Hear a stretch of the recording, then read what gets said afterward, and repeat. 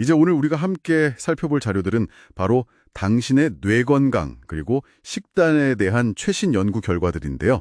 이걸 통해서 좀 실질적인 예방 전략, 이걸 찾아보는 시간을 갖겠습니다. 자료들을 보니까요.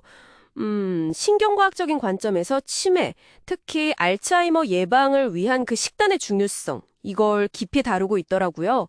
마인드 식단이라든지 지중해식 식단이 핵심이고요. 아시다시피 국내 치매 환자가 벌써 100만 명을 넘어섰다고 하잖아요. 이런 상황에서 예방이 얼마나 중요하겠어요. 맞아요. 100만 명이요. 이게 확실한 치료제가 아직 딱 나온 게 아니니까요. 그래서 어쩌면 우리가 매일 먹는 그 음식이 뇌 건강을 지키는 가장 현실적인 어떤 방패? 그런 게 될 수 있다는 거죠. 오늘 저희 목표는 이 자료들 속에서 염증 줄이고 뇌 보호하는 식단 원칙, 그리고 당장 실천 가능한 팁들, 이걸 명확하게 뽑아내는 겁니다. 특히 그 어떤 음식을 피하는 게 좋은 음식을 챙겨 먹는 것보다 어쩌면 더 중요할 수 있다. 이 점이 좀 흥미롭더라고요. 그 부분 중요하죠. 네, 이게 치매 위험을 최대 30%까지 좌우한다니까 한번 제대로 파헤쳐보죠. 좋습니다. 일단 왜 식단이 중요할까? 이 부분부터 짚어보면요. 뇌는 우리 몸에서 에너지를 엄청나게 쓰잖아요. 근데 동시에 산화 스트레스, 그러니까 세포가 늙고 손상되는 과정이죠, 이거랑 신경염증, 뇌 속의 만성염증 반응에 굉장히 취약해요. 잘못된 식단은 이런 염증을 막 부채질하고요. 알츠하이머의 주범으로 꼽히는 그 아밀로이드 베타 같은 끈적끈적한 단백질 찌꺼기가 쌓이게 만들 수 있습니다. 아, 그 끈적한 단백질이요? 네. 심지어는 뇌가 인슐린을 약간 제대로 사용 못하는 상태? 이걸 제3형 당뇨병이라고 부르기도 하던데 이거랑도 관련이 있다는 분석도 있고요. 또 신경에 해로운 호모시스테인이라는 물질 수치도 비타민 B군 섭취량하고 바로 연결됩니다. 그렇군요. 그럼 뭘 피해야 할까요? 여기서 진짜 좀 놀라운 지점이 있던데요.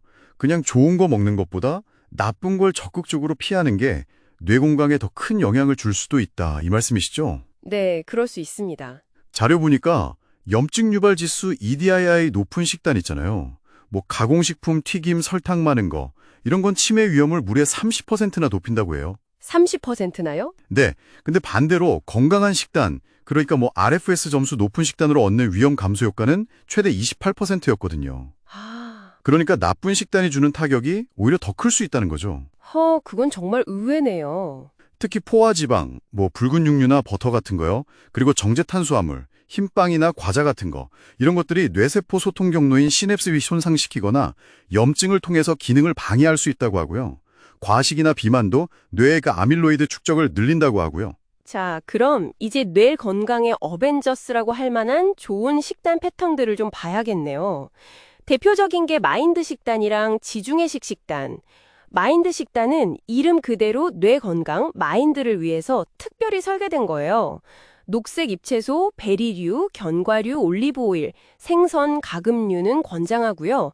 반대로 붉은 육류, 버터, 마가린, 치즈, 단 음식, 튀김 이런 건 엄격하게 제한하는 거죠. 네, 제한하는 게 맞네요. 그 효과가 근데 정말 인상적입니다. 연구를 보면 엄격하게 지켰을 때 알츠하이머 위험을 53%까지 낮췄고요. 적당히만 지켜도 35%나 낮췄다는 결과가 있어요. 와, 53%, 35%요. 엄청난데요? 그렇죠. 다른 대규모 연구, 그 UK 바이오뱅크 연구에서도 최대 27% 위험 감소 효과가 나타났고요. 심지어 뇌 나이가 12년이나 젊어졌다는 보고도 있었어요. 뇌 나이가 12년이요. 와. 다음은 이제 지중해식 식단인데요. 이건 워낙 유명하죠. 건강 식단으로. 채소, 과일, 통곡물, 콩류, 견과류, 씨앗류, 그리고 올리브 오일이랑 생선이 중심이고요. UK 바이오뱅크 연구에서는 이 식단이 치매 위험을 최대 21%까지 낮추는 걸로 나왔고, 특히 10년 이상 장기적으로 꾸준히 실천했을 때 효과가 분명했어요. 꾸준히 하는 게 중요하군요. 네, 여기서 특히 주목할 점은 알츠하이머 발병에 유전적으로 좀 취약한 사람들 있잖아요. 그런 사람들에게도 이 식단이 어느 정도 보호 효과를 줄 수 있다는 가능성입니다. 와, 그럼 유전적 요인까지도 좀 상쇄할 수 있다는 건가요? 네, 그런 가능성을 시사하는 거죠. 상당히 고무적입니다. 와, 진짜 이름은 달라도 결국 통하는 것 같아요. 마인드든 지중해식이든 가공 덜 된 식물성 식품, 그리고 건강한 지방 중심으로 해서 염증과 싸우고 뇌세포 보호하는 항산화 효과, 이걸 극대화하는 패턴. 이게 중요한 거네요. 정확합니다. 패턴이죠. 실제로 전반적인 식단 품질 점수, RFS가 높을수록 치매 위험이 낮아졌다는 그 결과도 이걸 딱 뒷받침하는 거고요. 맞습니다. 그럼 이 패턴의 효과를 내는 핵심 영양소랑 식품 몇 가지를 좀 더 구체적으로 짚어볼까요? 첫째는 오메가3 지방산, 특히 DHA랑 EPA입니다. 뇌의 한 60% 정도가 지방인데요. 이 오메가3는 뇌 세포막을 건강하게 유지하고 염증 조절하는 데 필수적이거든요. 아, 뇌의 60%가 지방이었군요. 네. 근데 이게 우리 몸에서 스스로 만들지는 못해요. 그래서 반드시 음식으로, 그것도 매일 섭취해야 하는 거고요. 매일이요? 네, 매일요. 여기서 좀 재밌는 점은 보통 연어를 최고로 치는데 고등어 있잖아요. 고등어가 100g당 오메가3 함량이 5134mg으로 연어 2260mg보다 훨씬 높아요. 헉, 고등어가요? 거의 2배 이상이네요. 네, 훨씬 경제적이면서도 효과적인 선택지가 될 수 있는 거죠. 호두 같은 견과류도 좋은 식물성 공급원이고요. 아, 근데 조심할 점도 있겠죠? 그렇죠. 오메가3는 열에 약해서 튀기면 좋은 지방이 좀 파괴될 수 있어요.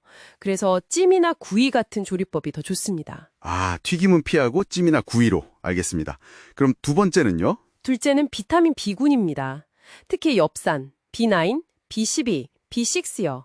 얘네들은 뇌에 독소처럼 작용할 수 있는 그 호모시스테인 수치를 낮추는데 아주 결정적인 역할을 해요. 호모시스테인이요? 네, 마치 뇌의 그 노폐물 처리 시스템을 원활하게 돌리는 엔진오일 같은 거죠. 시금치 같은 짙은 녹색 잎채소가 엽산의 좋은 공급원이고요. 시금치요. 네네. 그리고 또 있나요? 이제 항산화제죠. 아, 항산화제. 베리류, 특히 블루베리. 여기에 반은 안토시아닌이라는 색소요. 이게 혈관 건강도 돕고 뇌세포를 직접 보호하는 효과가 있다면서요? 네, 맞습니다. 근데 제가 자료 보고 진짜 중요하다고 생각한 포인트가 이 효과가 한 24시간 정도만 지속된다는 거예요.